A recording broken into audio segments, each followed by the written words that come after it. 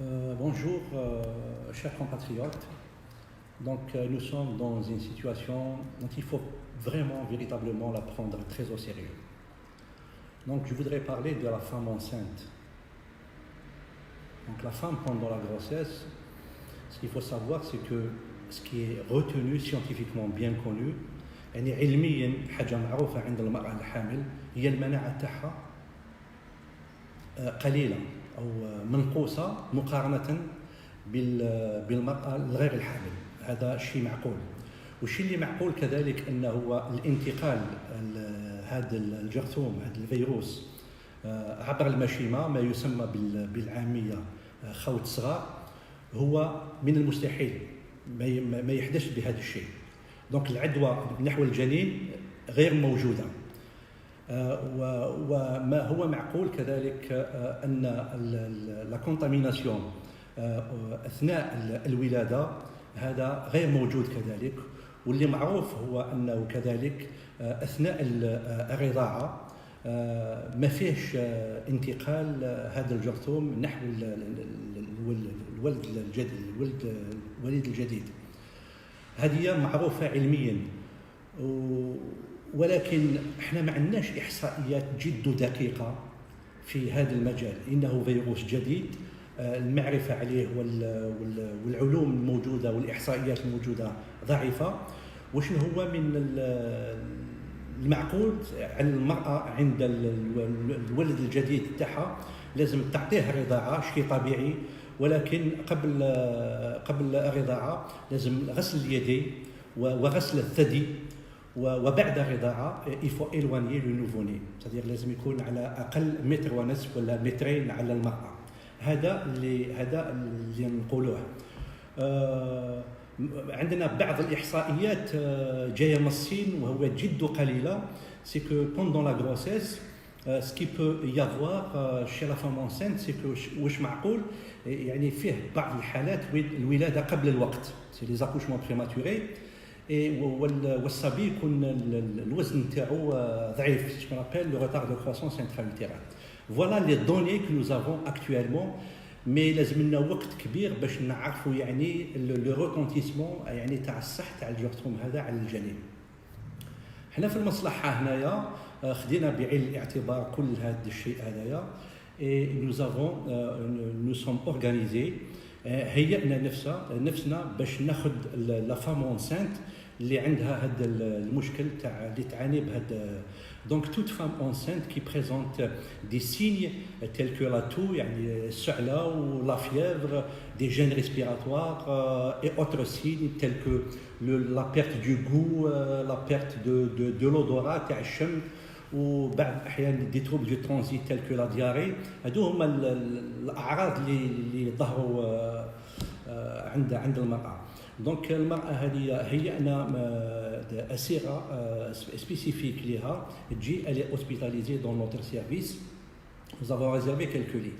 Pour les accouchements des patientes suspectes de Covid, nous avons également organisé quelques tables d'accouchement pour prise en charge. Voire même s'il y a nécessité de faire un bloc opératoire, on le fera. Ce que je demanderai,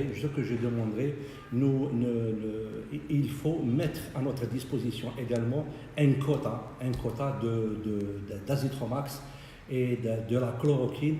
On va peut-être éventuellement l'utiliser. Nous, comme société savante de gynécologie obstétrique, nous avons donné un algorithme d'ailleurs qui est diffusé sur les réseaux sociaux, un algorithme de prise en charge de la femme enceinte suspecte de Covid en dehors de l'urgence et en cas d'urgence. Qu'est-ce qu'il faut faire? Nous avons tout un algorithme que nous avons diffusé pour une prise en charge correcte. Je disais que notre service, nous avons aménagé un espace pour prise en charge de la femme enceinte et pour prise en charge de la femme qui accouche et pour la femme qui va être césarisée, et même le suivi post-accouchement. Nous avons organisé tout ça. D'ailleurs, nous avons hospitalisé hier une jeune patiente qui présente des signes suspicion de Covid. Même son mari il présente les mêmes symptômes. Donc elle est hospitalisée dans notre service. Nous l'avons prélevée nous-mêmes ce matin. Nous avons envoyé pour des analyses. On attend les résultats. Donc il faut s'attendre. Maintenant, je suis persuadé qu'il va y avoir des patientes qui vont présenter des signes où il y a suspicion de Covid. Ces patientes, on les prendra en charge. Et j'ai discuté avec tous mes collègues au niveau des différentes structures hospitalières, au niveau des services de gynécologie. Chaque chef de service a réservé un certain nombre de lits pour les patientes. Il est souhaitable également de mettre à notre disposition des moyens tels que pour les tests. Nous avons pris l'initiative grâce à la cohésion de toute mon équipe. Nous avons cotisé pour acheter certaines choses qui vont nous servir pour la prise en charge de ces patientes Covid. C'est notre instinct, c'est un mouvement spontané qui s'est déclaré. Tout le personnel est venu, ils m'ont dit voilà, on peut faire quelque chose. Effectivement, nous avons rassemblé un certain nombre de produits qui vont nous servir pour notre prévention. Notre prévention, elle est indispensable. Si nous, on tombe malade, c'est foutu. Qu'est-ce qu'on va faire? Notre prévention, elle devient indispensable. Pour cela, je lance un appel aux femmes enceintes en tant que gynécologue. S'il vous plaît, ne venez pas pour une problématique mineure. Il est souhaitable pour un problème mineur d'appeler votre médecin, contact, et lui demander conseil. Vous savez très bien que la femme enceinte pendant la grossesse bénéficie uniquement pas plus de 3 à 4 consultations sur pour le suivi d'une grossesse. Deuxième chose, pour les échographies, ce n'est pas vraiment très utile de faire nombreuses échographies. Ce qui est recommandé de faire de 3 à 4 échographies, pas plus que ça.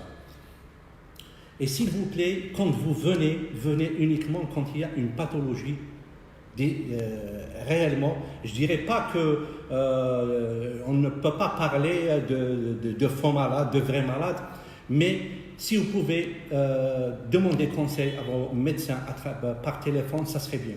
Il faut éviter il faut vraiment les éviter. Si vous venez à l'hôpital, s'il vous plaît, vaut mieux rester dehors, en dehors de la salle d'attente. C'est l'infirmière qui va venir vous appeler pour vous présenter au médecin une consultation. Ça, c'est vraiment important. Deuxième chose, je vais lancer un appel surtout aux jeunes de 22 ans, 23 ans. Vous savez que c'est une pathologie, le Covid, c'est une pathologie qui touche les gens qui ont une immunité qui est diminuée. Et l'immunité diminuée, elle est surtout chez le sujet âgé, et c'est le sujet qui présente des comorbidités associées. Scientifiquement, on connaît très bien que l'immunité chez la femme enceinte, elle est également diminuée. Donc il faut faire gaffe. Même la femme, ça constitue toujours un risque, bien que les données statistiques jusqu'à maintenant ne montrent pas qu'il y a une augmentation, parce que pas toutes les femmes du monde sont enceintes, tout simplement. Et troisième chose que je voudrais dire, c'est que pour ces jeunes qui ont 22 ans, qui ont une immunité qui est solide, ils peuvent être extrêmement heureux. S'il vous plaît, il faut observer le confinement. Parce que vous n'êtes pas malade, vous allez contaminer d'autres. Si vous êtes le vecteur, vous allez diffuser votre maladie et vous allez tuer tous les sujets qui ont une immunité diminuée. Donc ça va être vos grands-parents et vos sœurs et vos mères qui sont